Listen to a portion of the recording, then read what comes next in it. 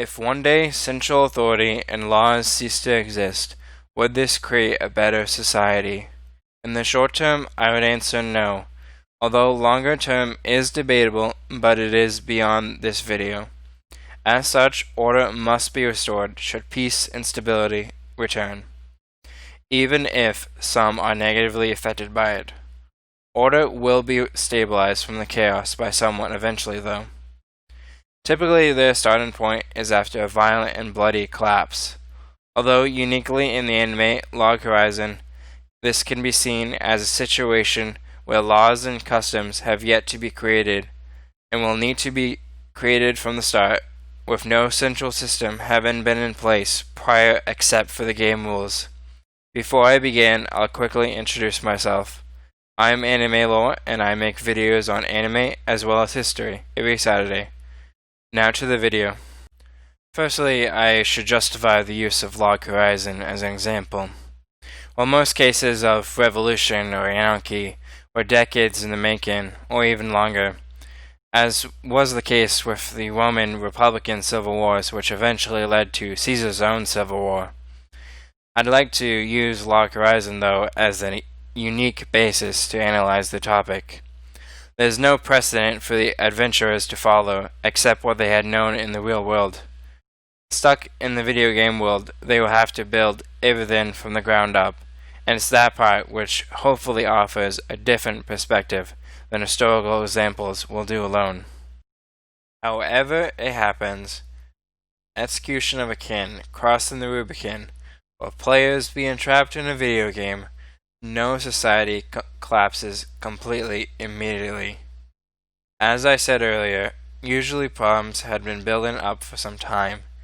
Decades of losses to the British and decades of starvation, as well as inspiration from the American Revolution, pushed France into its own revolution. Following the whatever Pacific event, when order collapses into anarchy and chaos, there will be remnant factions with power of their own, and reasons why people behave how they do through the common events after the collapse. Three sources of authority and power are remaining, and they are natural laws, scientific laws, and those individuals and organizations that aren't destroyed by the changes. Firstly, natural laws. Natural laws are that which govern people and predict how they will behave if they wish to survive and prosper, which most individuals likely seek. I'll paraphrase and take influence from Hobbes, a 17th century natural philosopher, to simplify the explanation of natural law, and to narrow it down to what's relevant. Natural law, as pertaining to this discussion, is the assumption that man will naturally be selfish, and attempt to fulfill his wants, and is more prone to using violence than political discussions, unless that can also serve his purposes.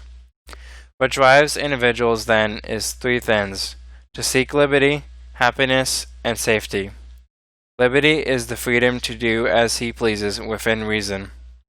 Happiness is a seeking of fulfillment, and safety is the lack of obstacles which threaten the previous two.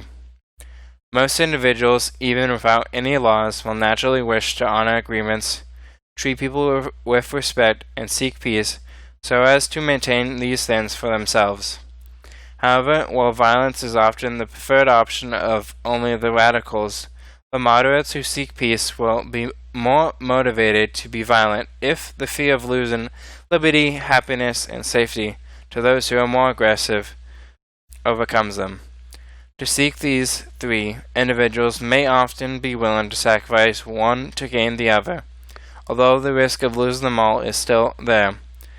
These three motivate every single action organizations and individuals take during the crisis. Natural law can be explained as the cause which drove several states into periods of anarchy, with the lack of one or more of the three having driven society into such a state, as was the case with the French Revolution, which was motivated by an unhappy peasant class who were also starving, and demoralized from France's wars. Individuals first seek to protect themselves and their companions, as can be seen in the anime by how guilds, seek to first protect their members over helping the rest. Same can be said of any historical clan, house, guild, or organization in such a disaster, as their priority becomes protecting themselves and their members. Only then can they focus elsewhere. Other individuals, when safety is lacking, will seek to join up with one of these in order to guarantee their liberty and safety. Comparably, scientific laws are easier to understand. These are laws which we simply can't escape, such as gravity or entropy. And to be fair, it is an obvious fact that man would be subject to them. However, I bring it up to bring up Log Horizon's equivalent, somewhat game rules, as it is a major point in how factions and individuals differ than in real life. Within the context, game rules exist as our own laws of nature, and cannot be ignored or have no kindness. Two main differences are relevant between the two, death and property. In the real world, death is final, but as with many games, death for adventurers is only a setback. With the adventurers respawning in the cathedral in the last player city they visited, although the death of NPCs is still final.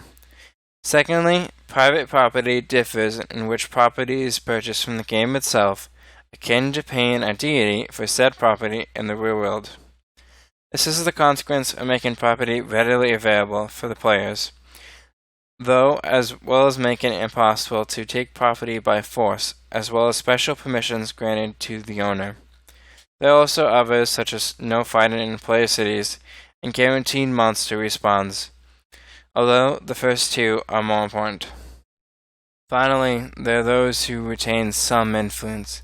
These are individuals and organizations such as warrior clans, noble houses, merchant guilds, and more, whose power comes from something else than the state, such as land, troops, and trade goods. Utilizing the assets they have, they are in the best position to take advantage of the chaos. However, this won't replace good leadership, and new factions will still come to surpass them, as was the case with the French Revolution and Napoleon, and with the Sengoku Jidai, the Japanese War and States period, and Nobunaga, both of whom weren't in power at the initial collapse of central authority. However, they would often be initially concerned about maintaining their power, as trade routes and security collapse, which would force them to divert resources for the protection of their land and assets. Guilds in the anime rely on gathering resources that tend to favor larger guilds. Guilds themselves are player organizations which can roughly be summarized as crafting guilds and combat guilds. Combat guilds kill monsters and collect loot, and crafting guilds, craft, and do business as a normal guild would do. After the catastrophe, most guilds in Akihabara, the main player city, are larger guilds that have absorbed smaller guilds, with larger guilds exerting influence towards the smaller ones. Power vacuums arise after the collapse of central authority. A power vacuum is when a state which controls land, resources, or services is unable to exert control effectively or not at all, which enables various new factions to attempt to exert their influence to take that. This can be best seen with the death of Alexander the Great, when his generals attempted to take control over his empire, although none succeeded fully. This can be seen also with the Roman Republic's Senate's failure to control its governors and generals, which culminated in Caesar's crossing of the Rubicon and exploiting the Senate's weakness to make himself dictator for life after a protracted civil war. Factions are incentivized to act now, while taking control is easier, which creates the race to fill the void.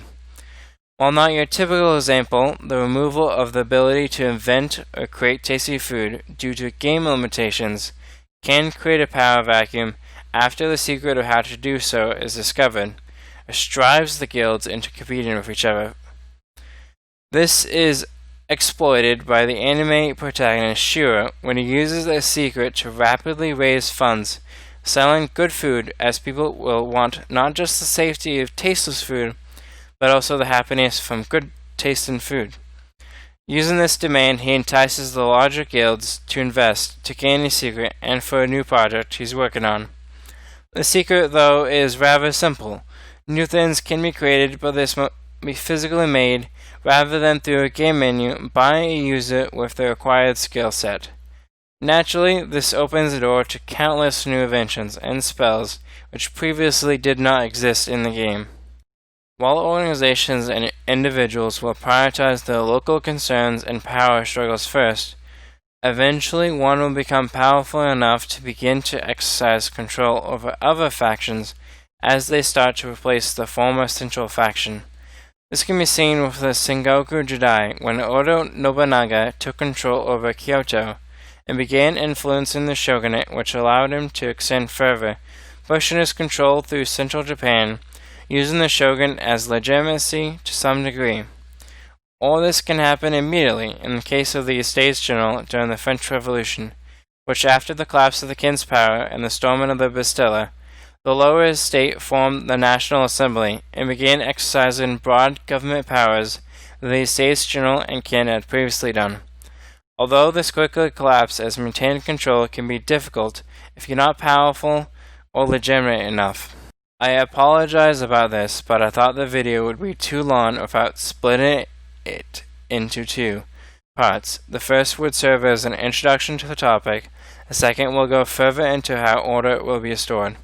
If you want to see part 2, subscribe to the channel, hit the bell icon, and if you could, share the video with someone who might like a part 2. Part 2 will be out soon.